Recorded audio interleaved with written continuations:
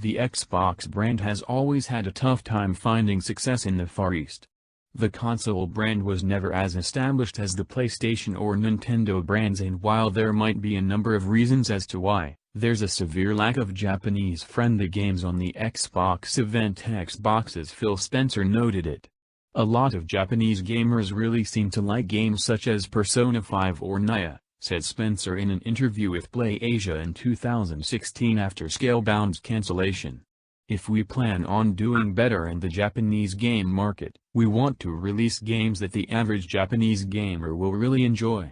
Looking at the brand a year after the statement shows that not much has changed despite the Xbox head teasing visiting Japan on multiple occasions. Japanese developers have taken note of this and spoken out on why consumers don't see very many Japanese games on Xbox. Honestly speaking, Microsoft's approach to Japanese games hasn't been very supportive, said NIS America President and CEO Takuro Yamashita to MCV. Microsoft, for Japanese games, there's still a very niche element to them, no matter what it might be.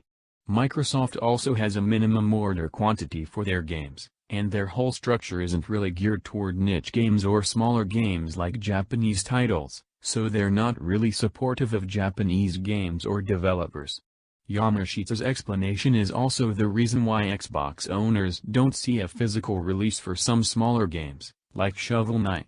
It's not necessarily an anti-Japanese games thing at Microsoft, but more like a general lack of support for small studios that would like to see their game physically release instead of digitally release. While NIS America says it's Xbox's standards that keep Japanese developers at bay, Nihon Falcom President Toshihiro Kondo says it's more along the lines of the mark not being there for Japanese gamers. Altogether, it seems like smaller Japanese developers are not looking at the Xbox because it's not very popular in Japan. Bigger studios, like Koei Tecmo, Bandai Namco, and Capcom release games for Xbox.